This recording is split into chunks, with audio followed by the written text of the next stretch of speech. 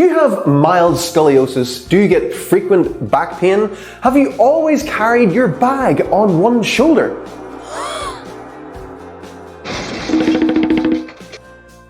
Hi guys, Tom Morrison here, and you may have heard or read that you need to use something like an inversion table in order to decompress your spine to try and get some relief from a mild scoliosis or back pain as well, but that's just not true. We're going to show you 2 ways that you can straighten yourself out without needing to have an inversion table. One of them is going to be passive, so you can relax yourself down into a more straight position, and the other one is going to be active exercises that are going to help you to teach your muscles how to create a better range of motion. Firstly, we need to teach your muscles how to actually move your spine. If you're currently very hypersensitive, especially like I was at one stage, jumping up to a pull-up bar, or especially coming down off the pull-up bar, made me feel like I was shot in the spine, so I couldn't take that absorption into the spine, and it just made everything freak out. So what you want to do is use control first. So Jenny is going to put her hands just behind her head, so the elbows are pointing out, looking at me. Then from there, what she's going to do is imagine she's peeling herself off a wall here. She leans from the upper back first, and then slowly starts to take it all down here, down, and the lower back joins in last. And she sees how far she can get as she does that, keeping her breathing nice and relaxed the whole time she does that. And then she does the other side as well. And what you're really looking for here is to test for a difference from side to side.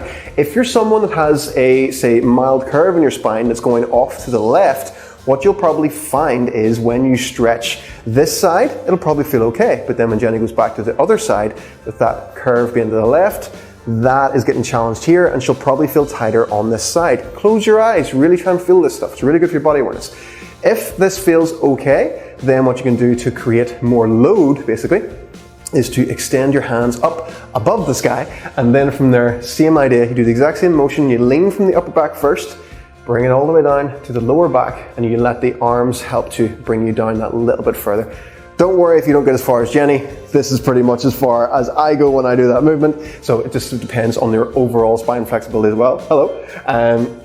You'll see here, so this is you actively using your muscles to create the range, and this is probably the safest way to start working on things, because you're not only stretching, you're also strengthening as well. So as Jenny's bringing herself back up, she's thinking about really contracting, almost doing a sit-up with her side. How cool is that? She's going to have side abs. So that is your first variation that you want to use for passive or active stretching.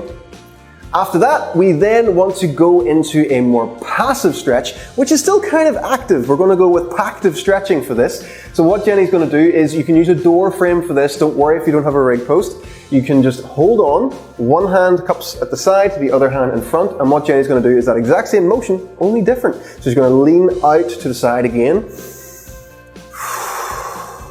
Relax breathing. That's the key to this stuff. If you're trying to go, you won't change anything, okay? So Jenny uses the anchor points here to help her to get a better stretch through the sides, okay? Hang out in that end position, move yourself a little bit as well, have a bit of a wiggle while you're there, and then you do both sides. And again, what you'll probably find is one side may feel a lot tighter than the other one. So you spend a bit more time on that side, you breathe into it a bit more. You want to enhance your body awareness for this stuff. So there's no point in you just saying, I'm just going to do 10 reps each side. Spend more time in the side that feels tighter until you feel like you've made a change. If that takes 10 reps, great. If it takes 20 reps, 20 breaths, then that's what you want to aim for, okay? So this is your passive, active kind of stretch. Pull yourself back up, lean yourself out nice and slow.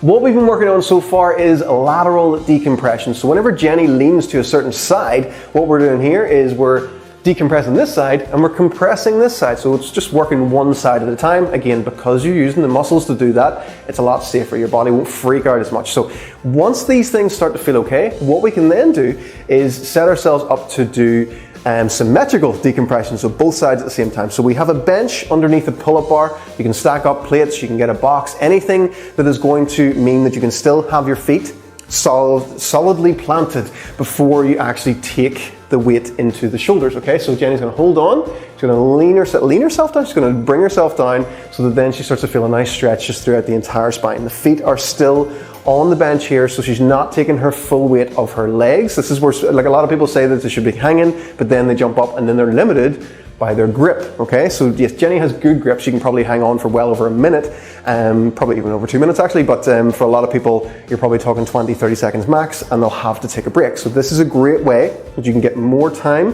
while hanging. The more time you spend doing that, the more everything's going to chill out and relax, okay? What I would want you to test is just do at least 10, 15 seconds and then slowly let go, take your weight into your legs and see if that feels okay. Again, only if you're in that hypersensitive stage where everything freaks out whenever you do anything, which is really annoying. But if that feels okay, then yes, let's start to push the boundaries a little bit. You're going to hang on for longer, bring yourself down, and still try and bring those elements in. Try and lean side to side as well. Rotate yourself a little bit, let yourself move around. You don't be really strict with stretches. You want to have a bit of a wiggle in them whenever you're actually trying to improve things, okay? So this is how you can start to work on that nice decompression all the way down on both sides at the same time. When it comes to correcting postural deviations, it is not as complex and, daunting as a lot of people seem to think. It just takes consistency over an extended period of time, because think about what you're essentially trying to do. You're trying to teach your body how to move in a completely different way compared to what it's used to. If you've been moving a certain way for 20, 30, 40 years, it's going to take you a bit of time to get out of that, okay? So 6 months to a year is a nice time frame. So just be consistent with these things and you will get wins along the way. And then long term, you'll be moving a lot better. Make sure that you combine stretching exercises with strengthening exercises as well, muscle activation exercises. So the likes of a side plank is a really good thing to hit after doing any kind of side stretches, because that's going to lock in the straighter position rather than everything being allowed to tighten up again. So that is the style of techniques that we use inside the simplistic mobility method. So if you want to learn how to assess your entire body and correct any kind of weird twists and turns that you have going on, definitely head over to our website and check out the simplistic mobility method.